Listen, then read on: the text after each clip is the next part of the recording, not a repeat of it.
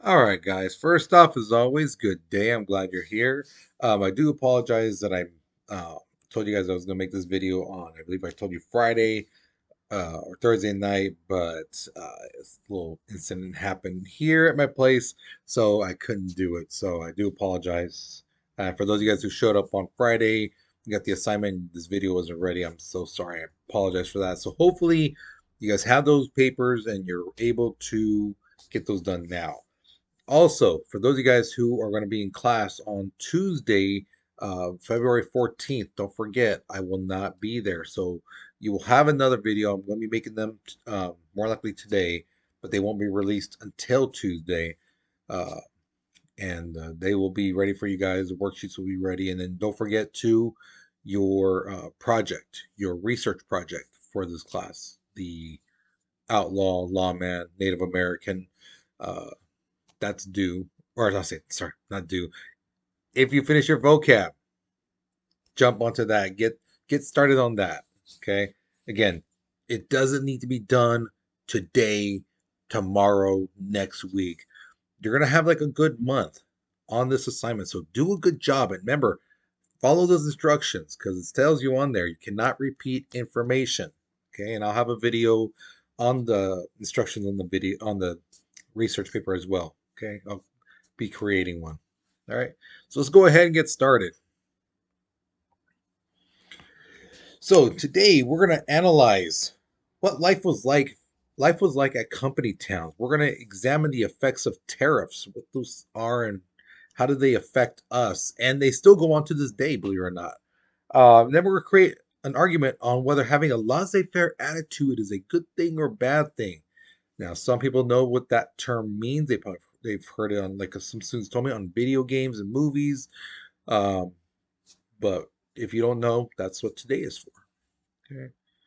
Now, this warm up picture, this one was, it was more easier to do in class because I could visually show you how big that room was. Um, in reality, that room is about, if you can envision, like 9 feet by like 8 feet big. Okay. These apartment rooms were not that big at all. And as you can see, there's 7 people in this picture. Now, my question to you is, could you in your family household, how many people live in your household, could you live in a room like this, 9 feet by like 8 feet? Let's go 10 feet. Let's just make it even bigger. 9 feet by 10 feet. Could you live in a room like that big with your family? And remember, look at it. If you notice, there's no walls. And as one student pointed out in class, they go, I don't see a restroom because there wasn't one. Back in this time, they had two things. One, they had the outhouses, those restrooms that were outside. You had to go inside, and there was like a wooden, you know, like looks like a shed, but it's actually a restroom, and you would go in and do your business. Then the other one they had was basically a common restroom, meaning like everyone in that building, that floor, should say, shared a bathroom. Yeah, so you shared it with not just your family members, but the neighboring family members on the same floor. So it wasn't always pretty. Okay, so think about it again. Think about how your life is and that closeness with family. Could you do it? And again, how many people live in your household? So some students told me I have 3 people. One student told me they had 9 people in their family, in their household. Imagine 9 people in a room, but 10 by, let's go 10 by 9 feet. Just make it just even a little bit bigger for you guys. Could you live like that? Okay. So think about it. Pause the video, write your response because we're moving on in three, two, one. All right. So after the Civil War, a lot of guys, especially guys, were like, you know what? I'm done with this farm life. This is not the life for me. I want to do something else. So a lot of people went up north, and some people looked towards the west and were like, there's unexplored territory. I heard so much stories about the sun setting in California, and how clean the air was in the Rockies in Colorado and stuff like that. So people left and they got different jobs, whether it being miners, working on the railroads, and even working in factories, which you see in that little picture at the little drawing. Um, a student asked me, "Well, what's up with the thing being so high?" Because the thing is, those machines you see there created a lot of heat. And as you should know from science, heat rises. So when the heat goes up, they would have like these windows, big windows, they would open them up so that the hot air can escape and cold air can come in. Um, this is again, instead of, again, they didn't have air conditioning back then. So this was a way to kind of cool off the factory so machines wouldn't overheat and people wouldn't pass out. Okay. Now, out west, these guys were just amazed how it looked. And the thing is, out in the East Coast, New York, Philadelphia, or sorry, Pennsylvania, Virginia, West Virginia, South Carolina, North Carolina, all those states, they had originally a lot of fresh water, lumber, coal, iron, things like that. But they've been there for like 300 years now. So they dug up and chopped down and used up a lot of their fresh stuff, their raw materials. They used it. Now, out west, there's a lot of it. Now, why is there so much? Because you have to remember who settled in that area? Native Americans. And if you don't know things about Native Americans, here's one thing you should really know: they don't waste nothing, they don't use much. They only take what they need, and that's it. So they would basically, if they needed lumber, they would chop down a tree, not chop down a ton of trees. If they needed food for to feed the tribe, they might kill a couple deers instead of wasting a whole clan of deer. You know, they wouldn't do that. Why? We just need this much to survive. So when the people came to the West, they were just amazed how much trees and how much iron and coal and copper and all this stuff was in the ground, that they started going all day on that, just picking it, chopping it, things like that. So railroads. Now remember, at this point, they haven't quite connected yet. The West Coast train and the East Coast trains haven't quite met just yet. So what they would do is the trains would come from the East Coast towards the West, and then the people would have to basically go through wagon, things like that, and make their way. If they were going to go all the way to the California, make their way on the trails. But the railroads on the way back to the East Coast, they would take back the lumber, the water, and copper, and things like that. Things that those people needed. So they brought people to the West and took that raw material back east. Okay? Now, one of the biggest things that people wanted was a thing called petroleum. Petroleum comes from oil. Okay, it's a byproduct of it. Now, if you put some like heated up chemicals, you do some chemistry stuff to it, you will get kerosene. Now, kerosene is not like gasoline, which they are two byproducts of petroleum, believe it or not. You know, so you have kerosene over here, petroleum over here. Kerosene is kind of like in that stuff that you see in ¿cómo se llama? Like weddings and quinceañeras when they have those little containers underneath the food that light up and burn. That's not gasoline, that's kerosene. Okay. And believe it or not, when they made kerosene, they would have a bunch of gasoline. And you know what these guys did? They would take that gasoline and dump it. They would toss it in the river, put it in landfills, things like that, because they didn't know how to use gasoline. There was no cars back then. There was no combustible engine. And combustible engines need gasoline to fire the pistons and things like that. They didn't know how to use that back then, just at this point yet. They will in the future, but at this point they're just dumping that gasoline. So there's hundreds of millions of gallons of gasoline that were basically tossed away during this time. Now, in the United States from 1860 to 1910, the population of the United States tripled. It was expanding. Now, why?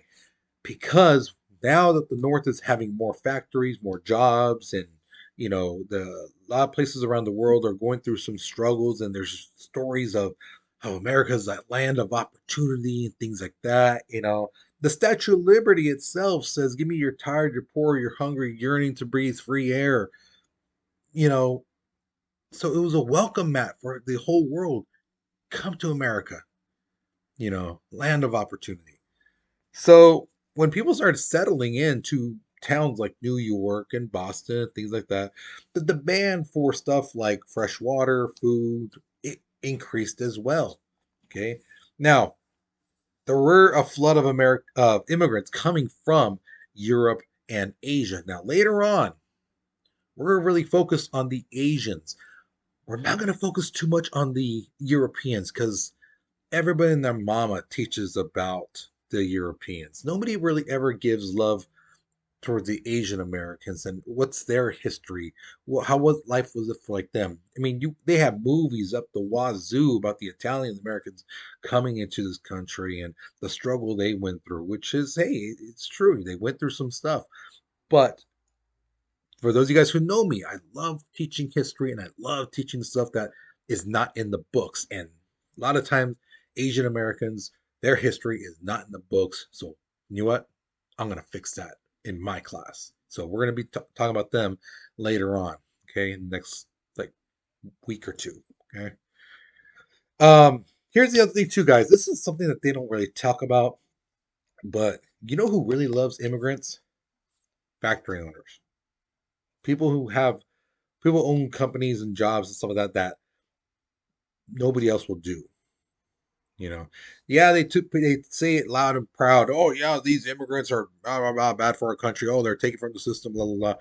But here's the thing: there's jobs that American citizens typically won't do. That's where immigrants come in. They'll do the work, and not only that, especially at this time, the factory owners know they can use this threat of immigrants to lower the pay of people, scaring them, telling them, "Hey, Ted, look at I know you're a great worker and everything, but man, there's a group of immigrant guys coming in, and instead of paying you like $10 an hour, they'll work for six. So if you could work for six, I'll keep you on. If not, sorry.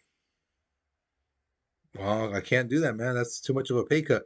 All right, sorry, I got to let you go. You let them go, you know, and they hire an immigrant who will work for six or five or four.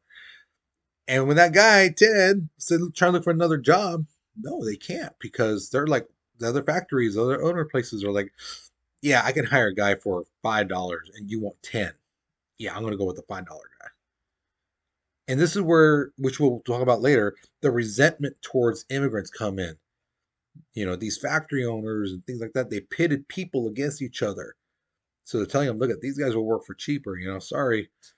And this is where the animosity towards immigrants really starts to come in and it spirals into racism, things like that, which we'll talk about again later on. So just keep this in the back of your head. Now, if you wanted to start a business back in the day, this was the time to be an owner, a factory owner, things like that. It allowed entrepreneurs to really gain a profit. Now, a lot of us think, hey, you have to make something to make money, which is typically true. You typically have to create something, people buy it, things like that. But especially at this time that we're talking about, transporting goods was just as profitable. Okay. It wasn't just making something, it was able to take something from this part of the country to this part to this part. You could really make a lot of money. The other thing, too, is helped out the factory people was this people, the citizens had this sort of laissez-faire attitude. Laissez-faire is French for allowed to do.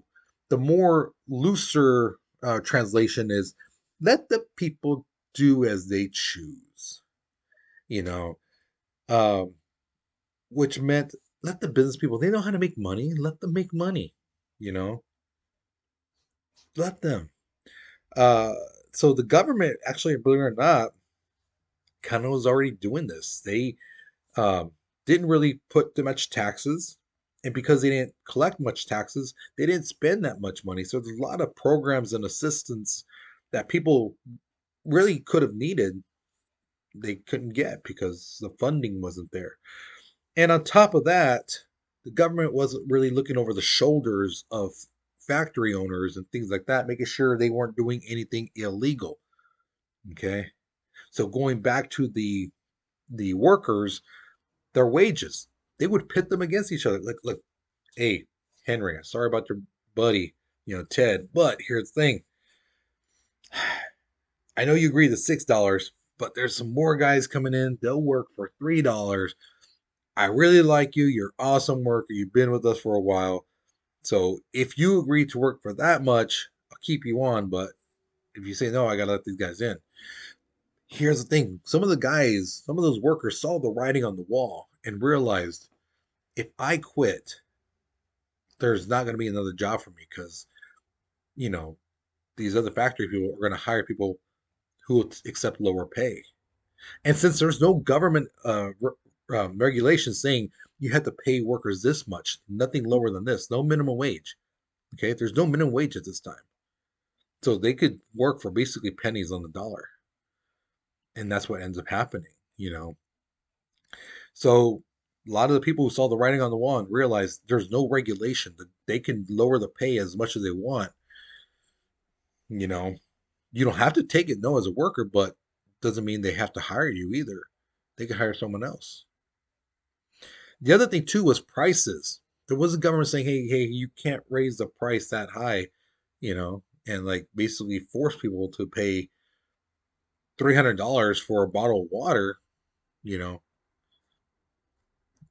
now again, do people have the choice? Yeah, they have the choice, but you need water to survive. You need food to survive. You need shelter to survive. Those are the three basic needs, and which you'll learn about in government next year as when you're seniors. Those are the three things you truly need.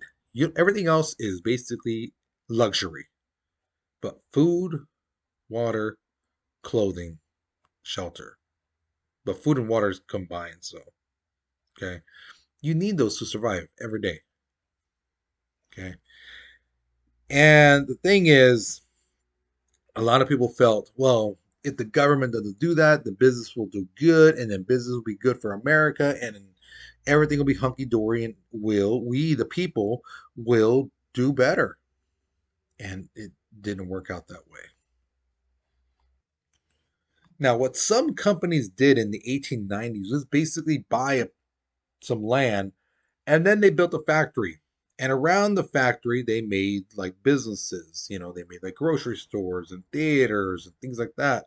Then they made apartments, and housing, things like that around that. Um, this became known as company towns. Okay. Now, again, they owned it, everything, every business they owned, every apartment, every like housing, they owned it all. And basically, what they would do is they wouldn't pay people like dollar bills. They would give them like almost like monopoly money, and it would say like dollar bill of the Texfield Oil Company. It's like, wait, where's the U.S. dollar? No, no, no. Here's your money. Spend it in town. Buy your groceries. Go see go see a play. Go do something. Now, I had a student class. I go, well, couldn't they take that money like and spend it anywhere else? No. It'd be like you going to Target and getting a post-it and it's saying on there, $1 billion. They're gonna be like, no, no. Are you special kind of like dumb? No. Just because you write $1 billion on a piece of paper doesn't mean it's worth it. And that's the thing. These guys in the company town, they had people work and then they paid them that fake money to which they could use in town. Now here's where it gets even more mean and sinister. The company would then sometimes raise the price of food or whatever the people needed, you know, the rent, things like that. And they would tell them, hey, don't worry if you can't pay for it. We'll advance you the money. We'll just take out of your next paycheck. You'll just owe us. Okay, no problem. And then they made sure that these guys never were able to get out of that debt. You know, like, hey, no, you still got to work for us. You still owe us. We advance you the money. And on top of that, too, what they might do is someone try to work more hours and things like that to make more money. They would then sometimes lower their wages. Like, hey, you know what? Sorry, we're gonna have to cut your pay from $3 to $1 an hour. Yeah, because it's either that or we have to let you go, but then you have to pay back this bill. But then again, too, you owe us. You still owe us for that time. You still owe us. So you have to keep working for us. And if not, guess what? You're gonna have to go to jail. And then your family got to be the ones who have to pay off your debt and things like that. So, yeah, sorry, it's the way it is. Now, let's say you're like, well, why would anybody agree to that? Again, companies were doing this, not just one, several, many, in fact. And these were the places that were hiring. They wouldn't hire you unless you agreed to those terms. Live in their place, shop at their place, and get paid with their money. Now, I've had a lot of students in class who are like, I would just get another jobs elsewhere. Here's the thing, there's no jobs. Because remember, a lot of people from the South, from overseas, things like that, are needing jobs. So there's no jobs. So you're basically between a rock and a hard place, you know. And sad thing to say, outside of those companies, towns, maybe less than a mile, people were had apartments and things like that, houses that were really cheap.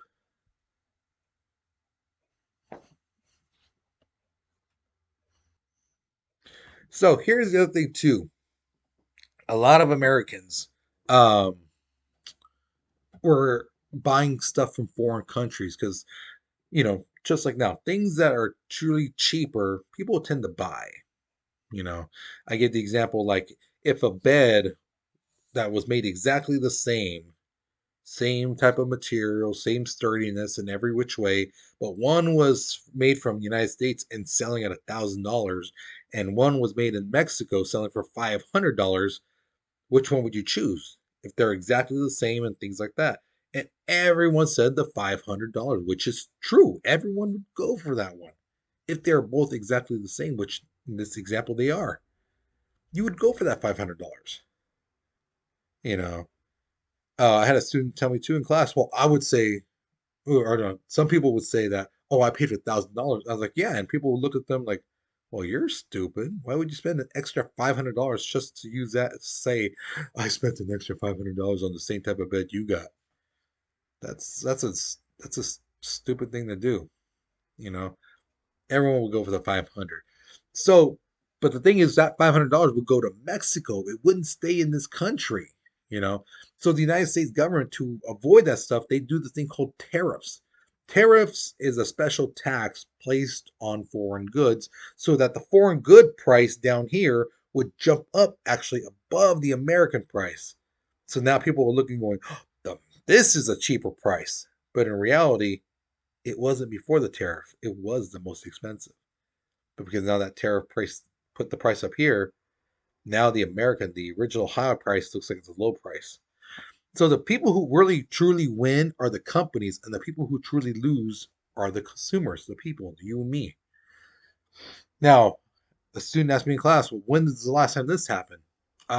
This was happened back in, I want to say last time was like 2018.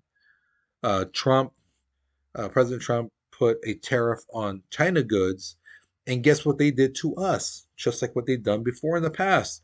They put tariffs on our goods, make the stuff we sell to other countries more expensive. So those countries, same thing like with us, if we're not going to buy their stuff, they're not going to buy ours. And there's one group of people that always gets hurt when these tariffs happen, and those are farmers. Because you have to remember, a bed, it can stay in the warehouse for a long time, right? The wood is not going to deteriorate in like a month. It's gonna stay sturdy and things like that. But strawberries, tomatoes, those don't last that long. They do not last for a whole month. Even if you refrigerate them, they're not gonna last a whole month. And you have to remember, at this time, they didn't have refrigeration. So when they couldn't sell their strawberries and stuff like that, to England, France, things like that. And Americans are like, well, I can't buy them for that high price. You need to lower it. This put farmers at a disadvantage and they lost a lot of money. Now, back when Trump did that, tariff on China, I'm from Tulare where there's a lot of farmers here and they're very supportive of him. Yeah, yeah, put the tariffs on China. And when China and all these other countries wouldn't buy from us because the tariff was so high, then they start, oh, how come they're not buying our stuff? Oh, we can't make a living now. It's like, yeah, because history repeats itself. This is a great example. Okay, guys, this is a perfect example. And there's people where I live here. If they would just look at history, they would see this is a bad thing. Instead of supporting the president, saying, "Oh yeah, yeah, great, do that," they would realize, yeah, it's not going to be good for us. We need to take some measures to avoid this. You know. Okay. Now here is your question. Because we had a really good discussion in class for especially one particular class. Because the question is this: would you consider people who lived in the and worked in company towns as a form of slavery? And I use that word loosely, but the thing is, think about it. These guys are getting paid fake money. They're told to work. They're purposely put in debt. So would you consider that as a form of like another form of slavery? And again, I heard some students say, no, no, because the slaves back in the day before the Civil War, they were beaten, this and that. These guys aren't, which is true. These guys are not beaten. They're not submitted to physical abuse and things like that. Um, they do have a home and to go to. Their family isn't moved around, sold away, and things like that. True. But look at the situation too that these guys are in. They're in now constant debt and they have to pay it off. And if they don't, their family is forced to, and things like that. Some of these kids were actually working already at the factory. So, what do you think, in your opinion, is the company town stuff like a different form of slavery, or you would just say, no, it's nothing like it? Tell me what you think. Write it down, explain yourself, justify your response. Okay. Once you finish that, you're done with this lesson. Okay, so you guys, hopefully you learned something new. Hopefully you enjoyed this lesson. Um, I will see you guys later. For those of you guys who have me on Tuesday, uh, February 14th, I will not be in class. Okay, so just be sure you get that packet done, and then again work on your vocab and your research paper. Okay, so you guys take care, be safe, and I'll see you guys later. Okay.